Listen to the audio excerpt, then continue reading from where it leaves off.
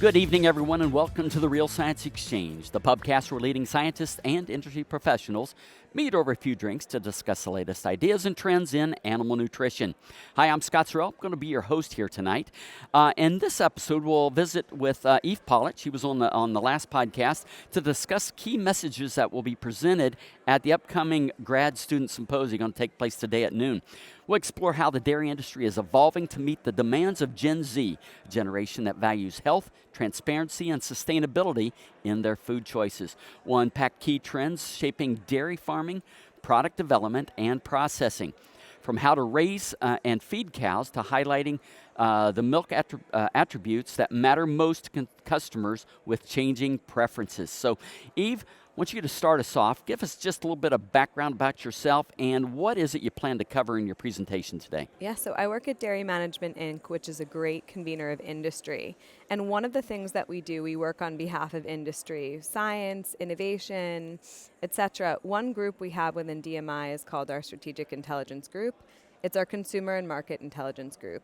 And so specifically within that group, I focus on foresight and trend research. So what is the consumer going to come to expect and what is the market going to look like in 5 to 10 years? So I focus on the future, and then I work with our teams to build out science discovery projects or different initiatives to build towards that future. Yeah, good.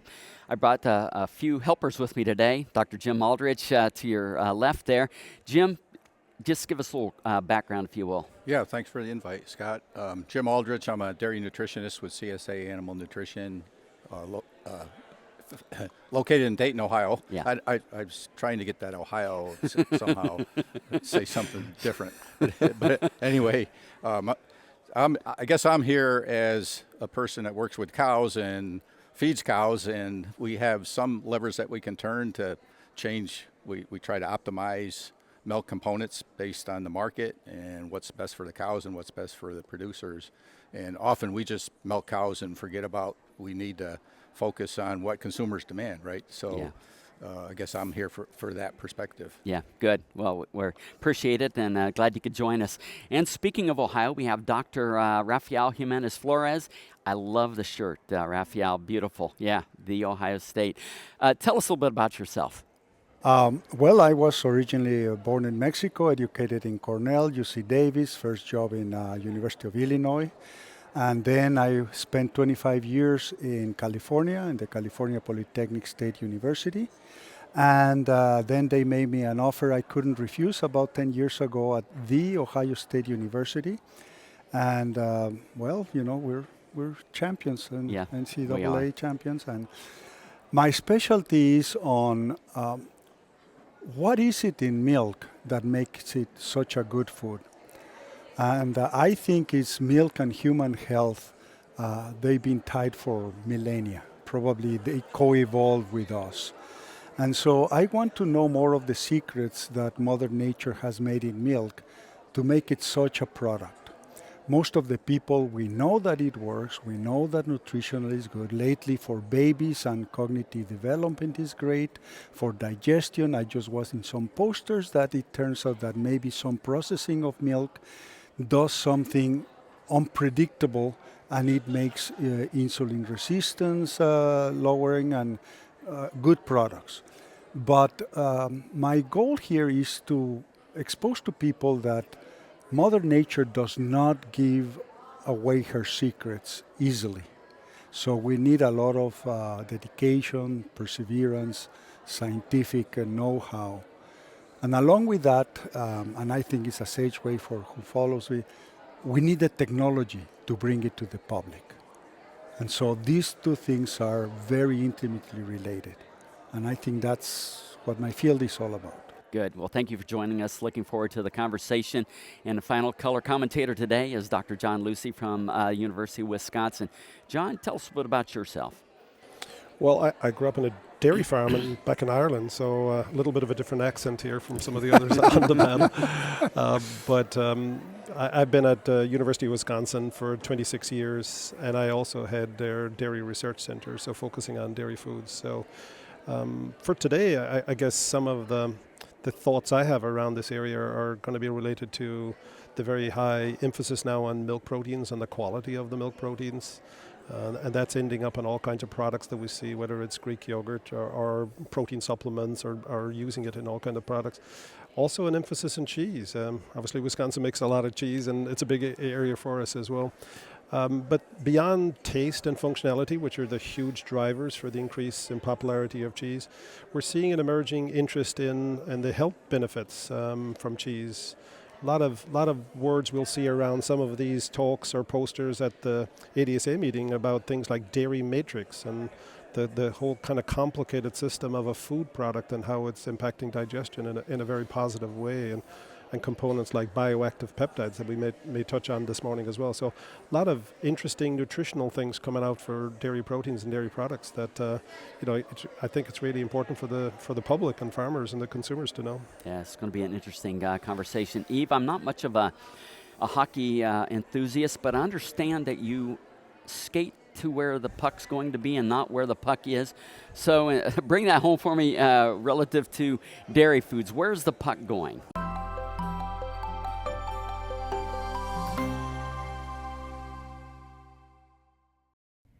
New research is changing everything we thought we knew about choline's impact on the cow and her calf, and top scientists have a lot to say about it. They are presenting new research that supports choline as a required nutrient to optimize milk production, choline as a required nutrient to support a healthy transition, choline as a required nutrient to improve calf health and growth, and choline as a required nutrient to increase colostrum quantity. This new research is solidifying choline's role as a required nutrient for essentially every cow, regardless of health status, milk production level, or body condition score. Learn more about the science that is changing the game and the choline source that is making it happen. Reassure precision-release choline from Balchem. Visit balchem.com/scientistsay to learn more.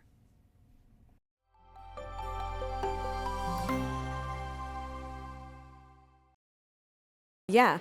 So currently, just to ground us in today, dairy's doing really well. I mean, if we were having this podcast 7 years ago, 8 years ago, it was really negative cultural conversation.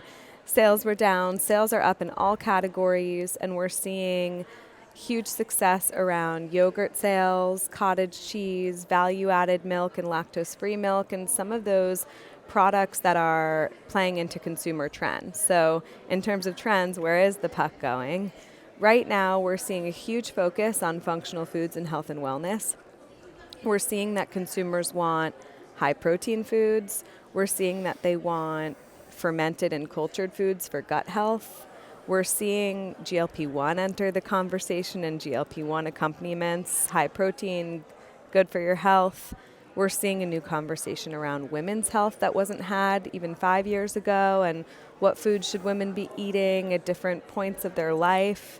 We're seeing a focus on brain health. So that's a really interesting area we can touch on today. Brain health, focus, cognition, and lastly, aging. New conversation, we have an aging population, we have an aging consumer, and we're seeing conversations go towards not just your lifespan, but your health span. And so when people are living longer, they want to live healthier lives, they're recognizing that really starts in your 30s and even your late 20s. And what kind of foods can they eat every day to prepare for aging and healthy aging? And so that's where dairy plays a really exciting role in all of those areas, really. But kind of a real quick question. So you said a few years ago it was kind of negative, and it's now changing. What's driving that? I think that consumers believe on a new level that dairy is healthy for you. Dairy is cost efficient, right? If you look at the economy right now and consumer sentiment, consumers are looking for low cost, high value foods. Dairy is one of those foods, right? And I also think culturally, people are understanding that maybe alternatives weren't as healthy as they thought they were. And there's just a resurgence around, I just want a glass of milk, right? I just want something real, right? When we're moving towards a world where there's artificial intelligence and conversations online, milk and dairy is one of the most real, nutrient-dense, clean foods that you can get. And I think that's really showing up. And it's a lot of that Gen Z and just how they look at their food and nutrition. Yeah, there's high trust. We track trust and perception in the dairy industry. And there's high trust in the dairy industry and dairy farmers right now, especially with younger generations that are concerned with, on-farm practices, sustainability, and of course, health and wellness. But there is belief that dairy wants to do good, on a different level than before. Yeah, good. Turn it over to my guests here. One of the negative perceptions about dairy, obviously, is because it's high in saturated fat. But even though there's been several meta-analyses that show this saturated fat's not related to cardiovascular disease, but the USDA and the guidelines still have a limit of 10% of calories for saturated fat. So how do we, move that needle and talk about fat in terms of its health characteristics, about fat globular membrane and several other lipids, CLA? Yeah, I think that fat is back, butter is back, and I think it's really doing the science to understand the impact of the healthy fats in dairy on the body. And one of those exciting areas is brain health for consumers. They're looking for brain health benefits, and we know that healthy fats in dairy can help with brain health, like the milk fat globule membrane. And that's an area where we talk about milk fat globule membrane for brain development in kids.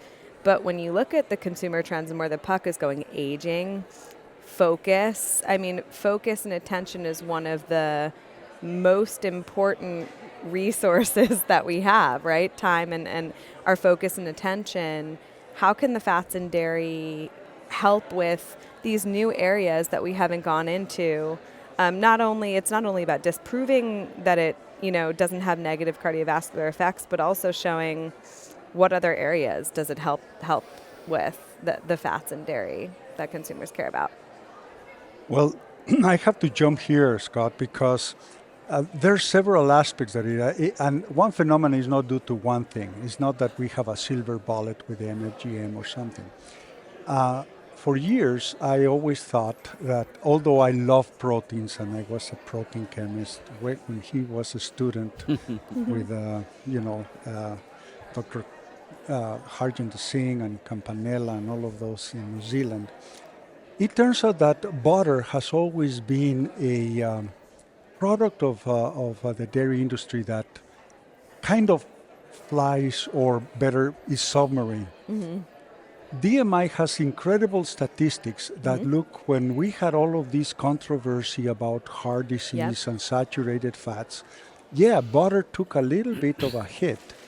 But once we discover, that margarine was no better, people start. However, there is a section of butter, the industrial butter, the one that goes to restaurants, that kept increasing and increasing and increasing. So that's the human aspect of it. Whenever one of us wants to go to a restaurant, take our wives for a nice special, we expect the best. And where do we ask? Our bread with the butter. And we want real butter that tastes like nothing else. I could give you, and John can give you, the reasons why the butter flavor cannot be imitated. There's 10 to the 23 different components in butter that make that flavor, just because of the fatty acids that the cow makes. And yes, there's some reason that the cow makes this, and there's hence and he's going to be very happy. The Irish butter got so much popularity because they're grass-fed, and our California butter has also their followers. We open our eyes like that during the pandemic. One of the good things is that people start baking more, demanding more of their butter. They're asking questions why my butter isn't as yellow as the New Zealand or Irish butter, both of which hit my friend John Lucey. Here, look at his smile. Smug as can be. But anyway, it's something that, in my mind, is a wonderful example of what milk and dairy products is. Regardless of how turbulent our nutritional world has been, people always turned out to something that tastes good and gives them some reward. And butter is a perfect example. Now, since you mentioned today about MFGM, I'm very happy to say that this is one of the secrets of milk that we're arduously trying to see what it is about this component. And I don't want to get too technical, but there's a very simple phenomena, and it's complexity. Our scientific world has pharma, science, health, has always likened to go to the silver bullet. What is it that Ian Fleming found in that fungus that was the real antibiotic? And lo and behold, that's the glory of science that we can do that. When we talk about reductionist thing, the science in the farm, the science in the food is not any longer a reductionist thing. Is we have to deal with complexity. We have to deal with the top down. What works? Well, butter doesn't make you, as long as you eat with moderation. Whose grandmother didn't tell you everything is good with moderation? Yeah? So this is ages known facts, knowledge. But what is it about that is particularly good? What is it about that we can just promote? And for the brief future, I want to talk about this concept that we have about bioactive. Because we scientists have it dear. It helps us, and John knows this, helps us get grants. It helps bring the mystique of a bioactive thing. Unfortunately, and I don't know if it's because education, psychological bias or something, but in the regulatory agencies, bioactive has become a red flag. Ooh, it's an activity that we don't know about. It's an activity that maybe pharma is going to exploit. Or it's something that is mysterious and subject to discussion. We scientists, everything is bioactive because it's active in a biological system. It's only that we're understanding it better. Right. How do we translate that to our regulatory things, which are now, instead of facilitating, hampering some of the things that we... No, I'm not attacking them because there has to be some justification that we need to justify that is safe for the public. But come on, I mean, it's milk. We're just doing some filtration thing to get more protein, and then we just pre-digest it to have the peptides.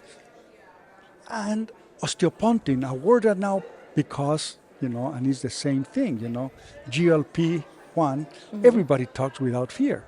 But if you cut of a glucagon protein-like, oh my God, what is that, right? Sodium chloride, salt. So we have to deal with that and how we communicate with the public. So I think that there's a lot of things to be discovered in milk that we need to educate the public. It's always been there.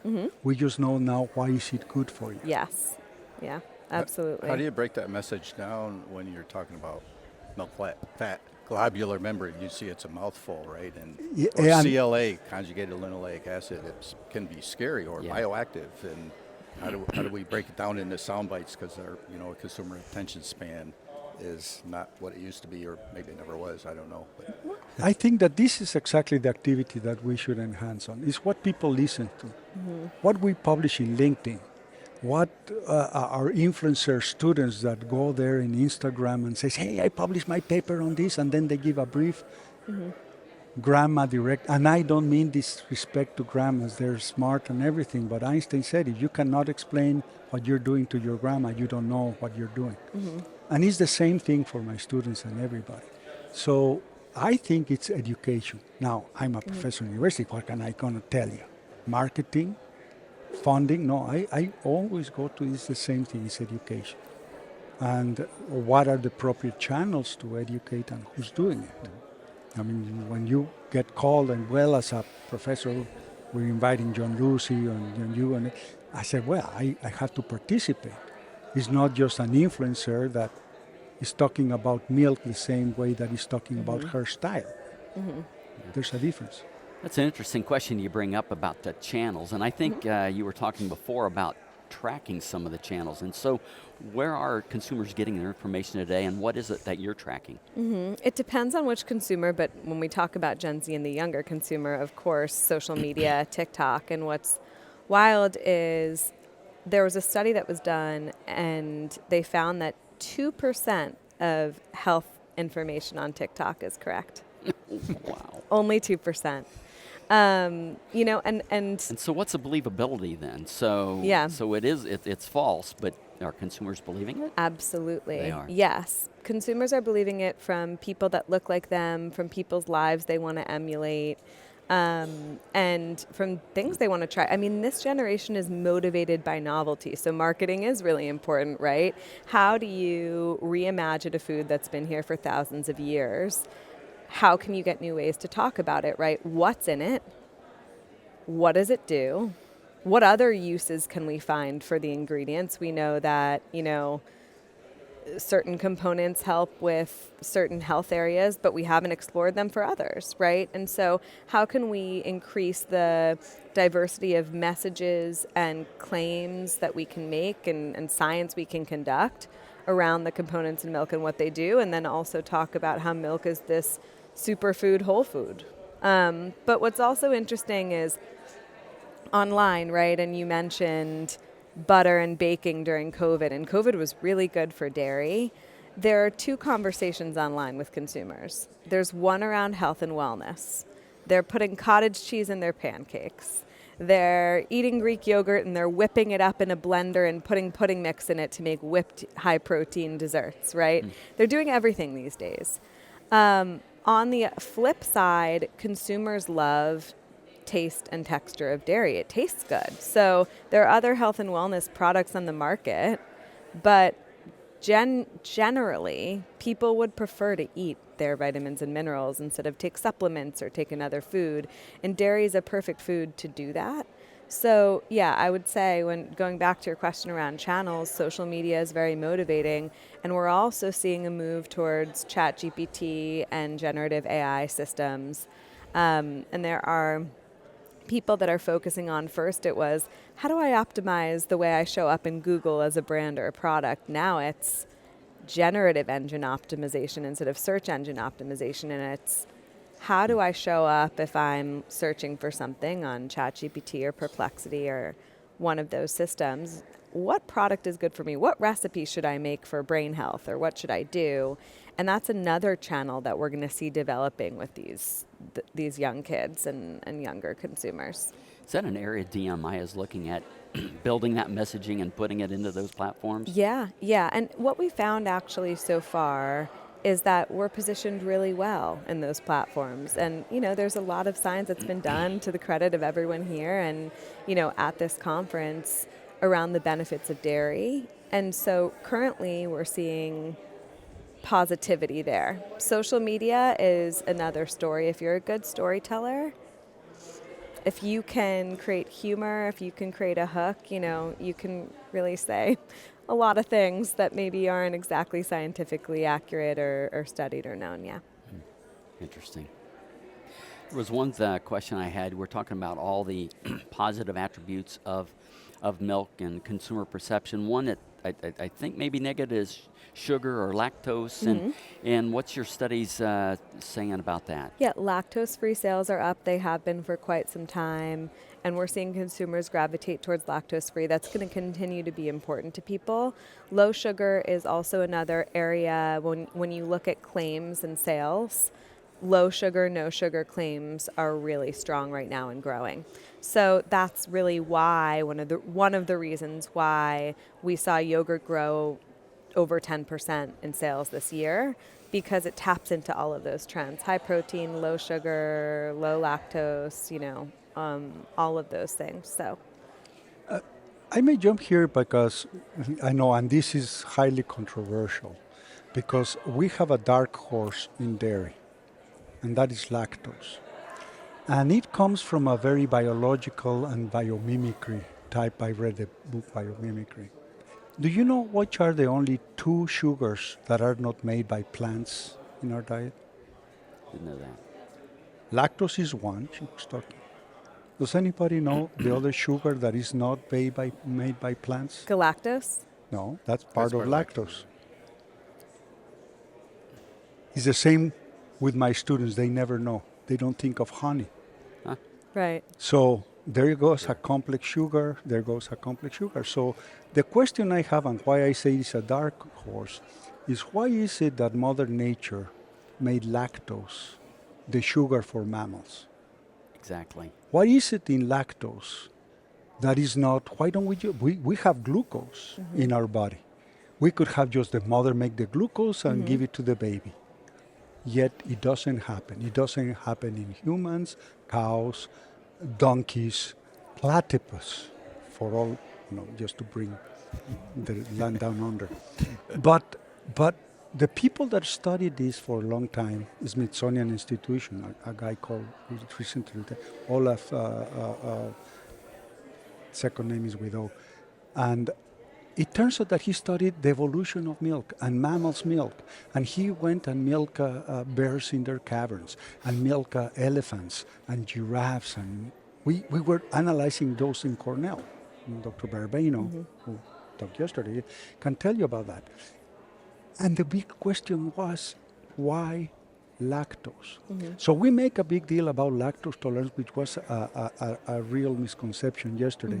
I think from ancient peoples, they were lactose tolerant because they domesticated the animals, and they were not going to domesticate something that gave them diarrhea. You can then edit that as you want. But it's a real symptom. And now we know that there's a connection between the gut and brain. And there's that connection early on gets established with mother's milk and the baby. Why is it about lactose that is so special? No baby, almost no baby, is lactose intolerant or allergic to mother's milk. That doesn't exist. The milk has, and the words of Bruce German, milk has co-evolved with all of us. Yeah. So it's the only food that have. Plants didn't. So I think it's a dark horse because what happens is that we haven't sat down and asked the question, why is lactose important? We have treated it all like a waste product. There's glues made of lactose. There's a rubber, there's fiber, there's unedible things. But I think that Mother Nature put lactose in milk for a reason. And we shouldn't think right. Yeah. Oligosaccharides. Now, that's another thing that I wanted to use. This is a secret. We've always known that there's complex sugars in milk. And yet it wasn't until somebody had the brilliant idea, said, how much of those are the baby is digesting? Found out that there's this complex oligosaccharides that baby don't digest. Right. So what's happening? I was going to say, what the hell, but no, we're public. So what's happening? And it turns out that there's bacteria that can use that, not the baby, but the bacteria that make a healthy microbiome. So I've always said, look at the design. Mother Nature said, okay, this is to the baby, but this is for the friends of the baby, of a world that we can not but start exploring. What happens with the microbiome? Right. And this is for John to really talk, because there's these peptides that some of them are good for us, but some of them are good for the microbiome. Right. I mean, it's right there.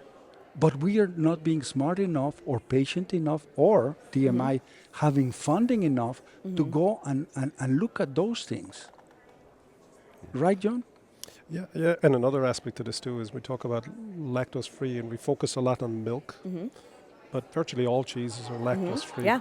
But And consumers, I wish more consumers knew that, right? They just don't know it. They just don't know it. They don't talk about it. So they're thinking about lactose-free choices, and cheese doesn't come up, and so that's a little bit of a missed opportunity, I think, Absolutely. in educating the consumers and then enjoying the nutrition and taste that they get from cheese when not worrying about lactose.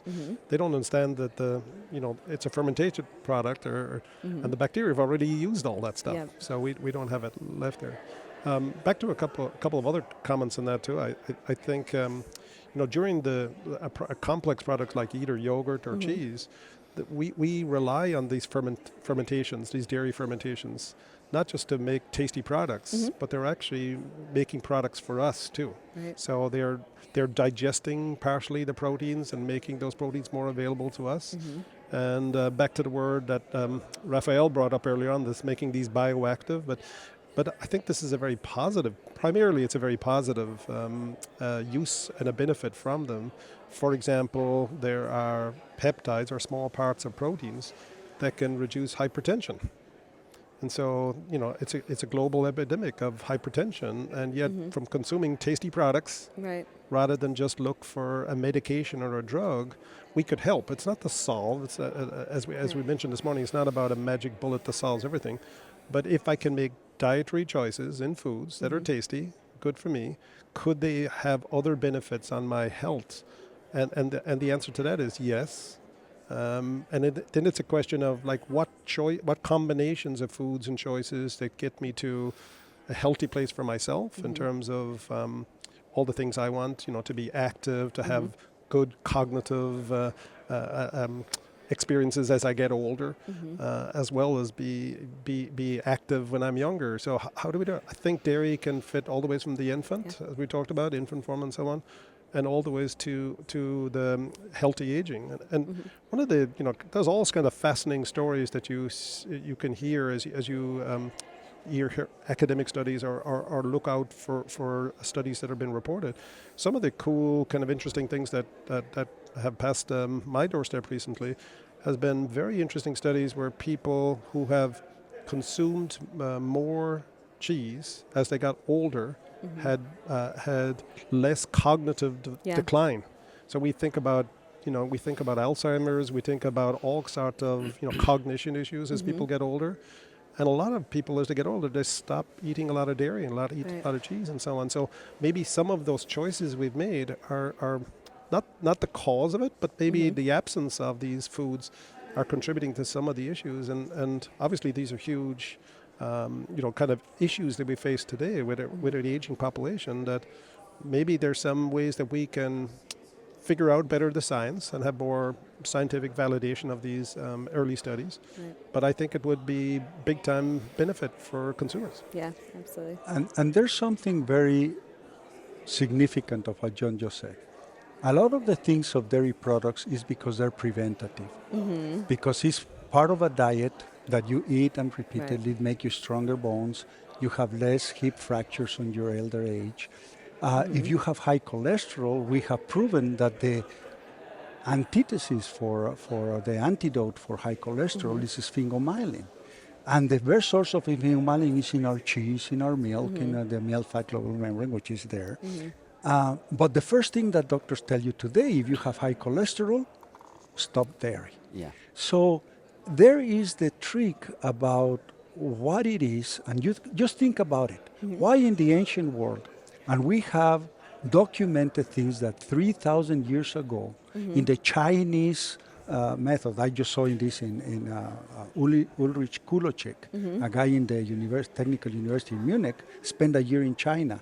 And there's this codice of health. And they said when the elder emperor or family, this is high trial and error medicine. When they cannot digest meat, feed them milk. They don't specify cow's milk or goat's milk, it just feed them milk. They have a special Chinese symbol of milk. And so you have to think, why when we domesticated cattle for their meat and milk, why people decided to keep drinking milk? There's that question that used to irritate me, now it just gives me pause to tell people, think about it. Why the people that domestic the cows or goats or sheep kept drinking their milk? I mean, I hear that, well, we're the only species that drink somebody else's species' milk. And well, the reason is, number one, we have a brain. And I bet you that if cats could domesticate cattle, they would also drink the milk. I haven't met a cat that doesn't come to drink the milk. So you see what I mean is that milk as a food and co-evolved with us is a milk that is a food that if we consume it regularly, it's a preventative to so many other things. And John is right on the money. You know, people that have their cheese. We know that milk is a primary factor in all things that are membrane health, including the membranes on your neurons. The myelin, if your audience wants to Google myelin, is that cover to every single neuron we have, not only in the brain, in the intestine, which is the second brain, the spinal cord and everything, that really allows for the electric signals to go. Myelin, if it gets damaged, you have muscular dystrophy, you have Alzheimer's, all of those things. And we know that there's elements in the nutrition that prevent that. Right. Prevent, I mean, maybe cure, maybe, hopefully, but we're looking at food that should be your medicine, your everyday medicine. That's what is missing in there. Yeah. I love how you brought up preventative, because that's really important. This is a shift we're seeing right now with consumers, because our system, right, you hear a lot of people throw around that our system is sick care, not health care, and we wait until people get sick to treat them. And then you raise another point, which is when people get sick, whether it's IBS, whether it's cholesterol, they're told to remove dairy. And that's really likely counter to the truth about our product, right? And a lot of consumers, when you look at consumer surveys, they think, especially younger consumers, are perturbed about the fact that doctors only get 2 hours of nutritional education when they get their degrees. And so there's lower trust, right, in the healthcare system right now. There's higher trust in dairy, than there is in the healthcare system right now. And why is that? And consumers want to take steps every day towards their health. What can you do every day? It's exercise and eat healthy foods, and dairy is one of those. And that's why consumers are gravitating towards brands and influencers and other voices other than their doctors to get information about food and health. And that's where we can kind of say, well, when it comes to different health areas, how can we serve those needs that consumers are looking for preventative health in general? And that's a really important shift that we're going to see. And we're also going to see technology enable that. So the wearables that I was talking about earlier and the different tests that you can take that require no doctor, consumers are going to trust technology that's on their bodies every day, that knows their bodies even better than they do or others do, or ChatGPT that knows them and they're putting their information in ChatGPT and it starts to learn them better than maybe they even know themselves and is going to start recommending foods. So the question becomes, again, how can we have different conversations about what's in dairy as a preventative food and the different components? One question I had real quick is that I think consumers are trending toward minimally processed foods. And so do they view all dairy products as minimally processed? I'm thinking of cheeses and yogurts. They are processed, but just kind of curious about the perception there. There is perception that dairy is a cleaner, fresh food, but we have so many different products, right? Yeah. So I can't answer that for every single dairy subcategory, of course, but dairy is positioned favorably to be a clean, healthy food, with no additives. But it's going to be interesting in the next, seeing all of these big food companies, and I'm curious as to everyone's opinion on this. General Mills, Kraft Heinz, a new company, Tyson, every week announces they're going to reduce additives, or really food dyes right now, due to this administration and pressure that they're getting from consumers. I think we're going to see that continually. And we know kind of some of the spaces and places where we need additives or stabilizers.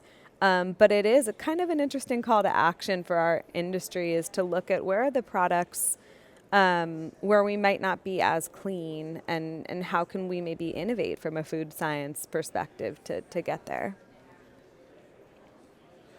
Sounds like a question for you guys. Yep. Yeah, I think if you look at like our core dairy products, and you look at something like milk, the heat treatment, I always laugh when people talk about heating and pasteurizing as some sort of scary kind of thing. If you had coffee this morning, you probably heated that coffee as hot as what's happening in pasteurization as you add the steam into it. So I think it's just a small heating step that we do in so many other products, and we don't get scared about those kind of things. Other processing is like cooling it. I mean, we cool our vegetables, we cool our meat, we cool everything to stop microbial growth and deterioration. So if you look at something like a cheese product, primarily you're adding a culture to do a fermentation. We do that for our beer and our home brewing. I mean, I think most of the products, the core products that we make, have very little processing, but there's no kind of, I think for the consumers, they don't understand what the word processing means. If processing means fermentation, they probably don't think that's processing. Or if they think it's a little bit of heat, you know, I heat everything, you know. Like I don't put raw meat on my plate. For the most part. For the most part, I'm going to do something with about sushi, but maybe with sushi. There's a classification system on processing in Nova, I think it is. Yeah, I've seen So I think the real concern is ultra processing, and salt and sugar are the big two that are kind of no-nos. And I was going to get back to the lactose question, because my understanding is that milk with lactose, not lactose-free, has a lower glycemic index, possibly because you have to break down the glucose and the galactose, and or we know that consuming lactose as whole milk reduces or slows gastric emptying, and perhaps that's why the glycemic index is lower for milk. And therefore, I don't think people are necessarily afraid of it unless they're lactose intolerant. Right. and that in itself, I think, is a controversial thing, because how this lactose intolerance or lactose malabsorption is classified. Even doctors don't agree. However, I was recently in China, and I was surprised. In 10 years, the consumption of dairy products and milk in particular in China has increased. And if you talk to any 2-hour educated nutritional doctors today, they said, oh no, Chinese are lactose intolerant. And I didn't see that. Mm-hmm. I didn't see the focus or the obsession of lactose intolerance in other countries. Spain, they eat their cheese and they love their milk, and and the pasteurized milk only lasts 2 days. And they ask me, how come American milk? What do they put in there? And says, no, we don't put it. You take away. We don't let microbes grow. Milk has to be cool below 4 degrees within 48 hours. Nobody else in the world has such a strict care for their milk. So it is something that, you're right, we still haven't gotten the secrets of why milk works. Mm-hmm. We just know that it works. Mm-hmm. And as a preventative food, I totally agree. As a challenge to us food technologies on how to start bringing technology that was brought up in 1850 by Louis Pasteur. That's why we call it pasteurization. So it's worked for 200 years. It is there. Nobody has, changed their life because it's pasteurized milk. And I was funny because I saw, in a talk, we have to support raw milk. Well, I wish we could get the safety and still drink it raw, but we can't. And so all of these things that they have alternatives, high pressure, or God forbid, please don't use a UV. UV makes carcinogens just because that's the reaction you have with cholesterol and UV light. But other things like high pressure or ohmic heating, those things are worth seeing because it's probably where us food technologies want to bring convenience to the people.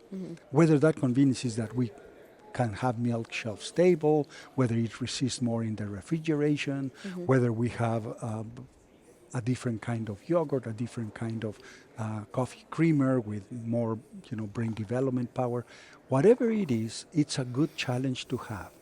Now, NOVA and all of these, unfortunately, our students feel attacked because all of these things with preparation, we make them take engineering and we make them take the food chemistry and everything so that they know what is the result of them doing something to the milk. We treat with supercritical fluid. Oh my gosh, what is that? Just high pressure different temperature CO2. And it works to extract fat better than hexane, but except that it evaporates and then it leaves no trace of whatsoever. Funny, since I talk about that, but you know who has taken full advantage of supercritical fluid? The cannabis industry. Ah. Go figure. You know, something that had a lot of its roots in dairy, now the guys that are giving us the gummies, you know, they're taking full advantage of that. So you're right, it's what the perception is, but simple things like a drink of milk will make strong bones, especially for when you don't want osteoporosis. The proteins, quality of protein now is so important because, you know, not all proteins are equal. Babies that are premature, we have a problem with necrotic enterocolitis. And here is Wisconsin giving protein hydrolysase that the babies at that very tender, non-mature intestine age, they can use in lieu of human milk because although it would be ideal, we don't have enough human milk to industrialize it. We haven't got to industrialize human milk, thank God. Just imagine. And I don't, respect to your editor thing, you know. Well, not only that, you know, how do you milk them? Yeah. So these kind of things is why if you go and you ask your students, you ask your audiences, think about why we domesticated these animals and why we kept it. Yesterday, my students were impressed by one thing that was said. When you feed a cow that has the ability to turn fiber, which we don't do anything but poop it, turn into food, whether it's more milk, whether it's more meat, that's the reason we keep them, because we cannot do anything. Yes, modern techniques where we give them, what it was, 20% corn or starch that we could use as humans. But if we ate that starch, would be at a food deficit. So through feeding our animals, we have an amplifier of what we put in the animal and what we get for us. Yeah, I did a calculation on one of the dairies I work with, and 65% of the dry matter was non-human edible material, right? The forage, obviously, but there's a lot of byproducts that are fed distillers' grains, and I can go on and on. But that's not considered. People don't consider that when looking at the carbon footprint of dairies, right? Right. Exactly. What's going to happen to that stuff if it's not fed to animals? We have there in the cows, and I've always admired that. My dairy processing class starts in the farm. Yeah. Just because I have a lot of people like him growing the farm and they want to see. And it's there where you see, oh, the cows are eating this and producing milk and meat. Oh my gosh, that's why we keep them. God forbid, if we were just all vegans or vegetarians, and we also vegans, and we just have a long winter, we will starve. Yeah. We won't have enough space in silos and greenhouses and everything to keep the plant growth going. We have a reservoir of food in our animals. Yeah. That's what we keep them. For sure. And unfortunately, we're so short-sighted and we don't know about history enough. But if you go and study the dairy in the Netherlands during World War II, you will see that they subsisted because they had the cows and because the cheese industry was dominant. And they start feeding even newspapers to the cows, which they keep producing milk, much less, and with less citric acid that had the syndrome, World War II syndrome on the milk, that when they have nutritional imbalance, the milk suffers and there's no citrate in milk and it coagulates by itself. So it's called the Utrecht syndrome because it was in Utrecht that it was studied about. And we forget these historic lessons. But now we know that there's a reason why we domesticate animals beyond the benefit for us that is just give me food. One of the things that you both highlighted is we have an incredible waste story, right? That we upcycle waste and our animals eat foods that we can't. And when we look at consumers and kind of some of the trends, right? Younger consumers care about sustainability, but there's a huge say-do gap. So 76% of North American consumers identify as conscious consumers, and they care about conscious practices, sustainable practices, how the animals are cared for. But only 38, I might be getting there, I might be 36, I think it's 38, actually act on those values and purchase products. And that's due to price, especially in today's world. And it's due to availability and some other factors. But our waste story is one of the most amazing stories that we can tell to consumers, because not only do we upcycle farm waste, but in processing, we've done an incredible job, which I think we should talk about is our whey story. But when you look at consumers and the things that they care about the most, especially these younger consumers, when it comes to sustainability, of course they want to know companies are doing good and they trust companies to do good. But they want to know that the tangible steps companies are taking. And one of those tangible steps that's become a huge consumer trend is waste upcycling into other products. And consumers love that because it's super tangible. Recycled plastic, yes, and packaging, but upcycled waste. How did you take something from your value chain and create value out of it? I'm going to take this because there's a poster right there, my student, and was in the competition. Hopefully she does. But there's no exception of my undergrad and graduate students that they're not really paying attention to the environment. They are obsessed about it, I must say. And here is with the whey. We have acid whey that is not processable, and in Ohio we produce a lot of cottages. Ohio, yes, OHIO.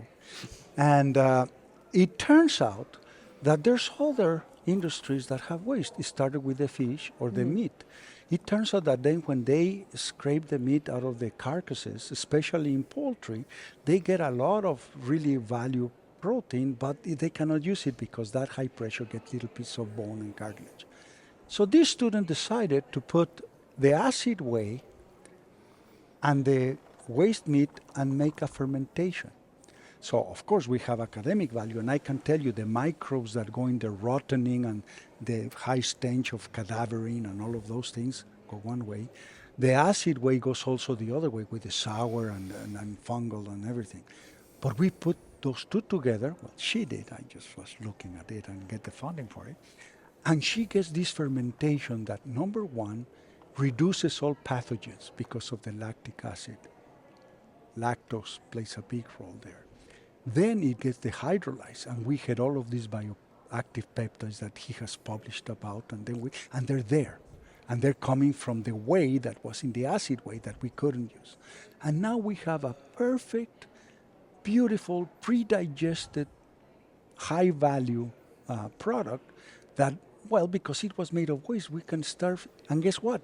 We can reprocess it and feed it to our chicken, pigs, or cows as a supplement. And with this recycling thing, with this high value on these protein peptides and some of the lipids, we increase what? The feed value so that they amplify their food production out of inedible things. By the way, we fed this already, it's not published yet, to aquaculture. And because these are exactly the right size peptides, the little fish that we were, the tilapia is called, good in fillets, and it grew twice as fast, without hormones, without genetic engineering. The challenge, and what is all about? Whey, which is a great story, and this is there was a guy, Paul Harvey, maybe you remember. I do. And this is the rest of the story. Yep. So I was going to make a point, whey is a huge category. Of course, Wisconsin produces more cheese than any, I have to get that in there. Wisconsin produces more cheese than any other state. I did a kind of a back of the envelope calculation. We produce every year about 32 billion pounds of milk, and 90+% of it goes into cheese. And we bring in some milk into our factories from nearby states. So each year we produce about 1 billion pounds of lactose as part of the cheese making process. And that lactose ends up in a variety of places. Some ends up in the cheese, some ends up in whey powders. But that is also a feedstock for upcycling. So this is a huge area of interest on our campus at the moment. We have at least 7 active projects that are going on. And actually it brings in chemical engineering, it brings in bacteriology, it brings in food science, it brings agricultural engineering, it brings all of these disciplines together, because what you end up doing, there are groups making tagatose, which is a very interesting sugar, low glycemic sugar, that is a lot of interest in that right now. Can be made out of this waste material that we're talking about. I look at it as the only thing wasted here is these materials, because we should be making value out of it rather than that. They're making biofuels. They're making butane and butanediol and other kind of fractions from it. They are making lactic acid, and they are making other polyester materials that actually become the starting materials for making bioplastics. So we have groups that are actively producing biodegradable, bio-made plastics that are coming from this dairy waste. So the list of things that can be made from these and going through this upcycling process, either through fermentation or going through some other chemical process, is super exciting. Yeah. 20 years ago or 30 years ago, there was a look at this as saying, hey, I could use lactose for some of these things. And maybe it wasn't ready at that time. At that time, the focus was on protein. And as you mentioned, that was a huge story, a success story that started primarily in the 70s and really became commercial in the 1980s. And now that's upcycling of the protein from whey is a multi-billion-dollar global business. And of course, we see whey proteins in all kinds of products around the world. But the next wave is probably taking the lactose and using it as this valuable upcycling kind of material to make a range of products.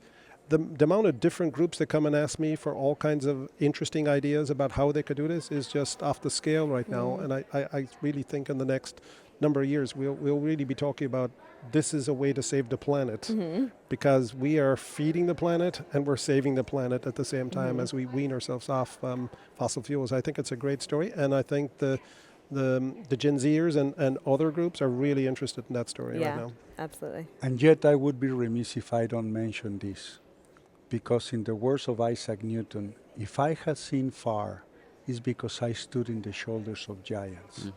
And those giants are the people, that educated people, that John and me. But the difference then to what it is today, in very short time, 6 months, it was the respect of science. We idolized that. There's people that talk the HB1 was our passport to the future, because we attracted international genius, international, not any longer right now. I'm deeply worried about that, because this thing that we said, and you start mentioning it, the defunding of science, the basics that needs to be formed so that we do the technological discoveries and advancements. We wouldn't be there if we didn't know X-ray crystallography, which we cannot explain to the layperson. It wouldn't be that if we don't understand what is the principle that the mass spectroscopy works on, the time of flight. The general public don't need to do this. It's the scientist. But the science was always protected. The USA was like the ivory tower in which all the scientists wanted to come here. I'm in the editorial board of the Journal of Dairy Science. Today, more than half our papers come from China, because they have surpassed us. Yes, there's a totalitarian regime and everything, which I will leave in parentheses my political views right now. But what has eroded very rapidly is the respect of science. And if there's a message that I want to leave your audience with, is that the reason that there are disadvantages, the reasons that we can turn a waste into a valuable product, the reasons that we can understand what's good for us, our health, the health of our children, of our grandparents, the future cure of Alzheimer's or prevention of another COVID is based in science. So it's doing nobody no good to condemn science and to put it in the situation that it is today. I'll be very open about that and may not be politically correct, but we are really hindering ourselves towards the progress in the future. We know what the path is. Some of us know. John certainly has worked. $75 million, a new dairy center there in Wisconsin, waiting to be used. By whom? If we don't have any more people that want to be in academia. By whom if we don't want to bring people from abroad to do the science? By whom if we don't have enough funding to get to the experimental process? Out of 10, maybe one will come to the light to be a commercial thing. But we wouldn't have any if we don't have those other 10. Mm-hmm. So please, we need education that science is still relevant and important, and in this country more than anywhere else. And we're losing that battle. Yeah. Good summary. Any start us down the path? I usually ask everybody to kind of give us a summary before I close it out. Rafael's already started us. Jim, why don't you follow suit and kind of give us kind of a few takeaways that you'd like to leave with the audience? Tonight's last call question is brought to you by Niasure Precision Release Niacin. Niacin is a proven vasodilator for heat stress reduction and a powerful antilipolytic agent for lowering high blood NEFA in transition cows. Protected with Balchem's proprietary encapsulation technology, you can be sure it is being delivered where and when your cows need it. Learn more at balchem.com/Niasure. Yeah, I think a lot of information exchanged here about Gen Zers and my generation, the baby boomers. Somebody called it the silver tsunami coming in, and how milk is going to be good for all generations. Yeah. And I think the work that DMI is doing and you guys to show the health benefits. And my big thing is, working a little bit more to promote the positive aspects of milk fat. We know protein is good. Milk fat has that negative because of the saturated fat. I think we really need to start figuring out ways to talk about all the things that you guys brought up, the big words that really make a difference in human health, aging, longevity, and all the rest. Dairy stands second to none in the food space. Yeah. For those aspects. Yeah, well said, Jim. Rafael, I'll give you another bite at the apple. Any other final parting words for us? No, I think that milk itself has a brilliant future. From my point of view, Mike's question, it was the future of milk. It's going to be here. There's undeniable. Along with other things, other fashions, other fads that would come up and down. But milk is so close to us because we're mammals and we cannot be anything else. So I think that any investment on all the fields that were mentioned, science primarily, because this is my world, marketing, education, and I think that educating influencers should be a task taken by some of the more, public relations type things. It's an interesting task, and I don't think they would be opposed to it. I think they're eager to do that, just like our Gen X and everything. I mean, I have young kids, and they laugh at my lack of social media presence. But it is an important thing, and I think the basics of everything is education. You were talking before, only 2% of the information on TikTok is accurate. I was thinking when Rafael was talking before, we need to put him on TikTok. You should. I think you'd have a great career on. I think this is the start of your career on TikTok right here. Maybe when I retire. John, any final words you'd like to share with us? Well, I think for the consumers and the public out there, the one thing to think about when you think about dairy and milk and dairy products is super complex. And I think we live in the world today where some people are out there saying, I can recreate this with a couple of things and I can mix it up and I got this. I think you need to step back and think about milk was designed as a food and a soul food. For the young of a cow or for a human and so on. So very complicated because it's only thing they're going to consume for quite a bit of time. And I think that complexity of milk we should talk about a lot because it's not about we know all the science, but we know it's super complicated and in very interesting ways that it works together synergistically to give us health and wellness benefits. And then we think about like a fermented product like yogurt or cheese. We have the cultures that are in there that are breaking down and actually metabolizing and creating new compounds and new kind of metabolites in there. And that's a huge, like, you're just getting all of this complexity. Some of those metabolites pass through the gut, pass through the blood, pass through the brain, and give you stress benefits, cognitive benefits. So I think we should really savor the complexity of both the starting milk and these products that we're making from it that are maybe the consumers are just thinking about it. It tastes good, it melts well, you know, I have it in pizza, the yogurt is good. Nutritionally and taste-wise, but there's another health benefit that maybe they're not always as aware of, and I think that's a gap for us to really spend time talking about those and spending more research, obviously, to demonstrate the benefits. But I think that's a very exciting new kind of area for everybody, both for consumers and for researchers to focus on. Yeah, great. The future is bright. Eve? Yeah. I would say, you know, just to wrap things up with what everyone said is, let's all continue to uncover the magic of what's in dairy, unlock its secrets, right?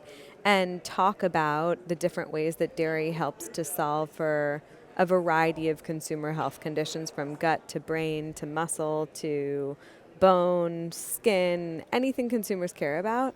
And another topic that was brought up is when consumers, especially younger consumers, are focused on sustainability and they're focused on different types of products they want to feel good about buying and get enough value from, our waste story and some of the things that were mentioned is so critical to tell and talk about. All the different uses of what we can do with our waste products is another huge area of potential I think that we have in this next decade for dairy. Yeah, well said. A lot more questions, Eve. We'll have to bring you back for another episode sometime. Keep me here all day. All right. This has been very enlightening. I've enjoyed every bit of it. I appreciate you guys spending your time, sharing your expertise. It's really been great. To the audience out there, thanks for coming along with us once again. We hope you learned something. We hope you had some fun, and I hope to see you next time here at the Real Science Exchange, where it's always happy hour and you're always among friends. We'd love to hear your comments or ideas for topics and guests, so please reach out via email at anh.marketing@balchem.com with any suggestions, and we'll work hard to add them to the schedule. Don't forget to leave a 5-star rating on your way out. You can request your Real Science Exchange t-shirt in just a few easy steps.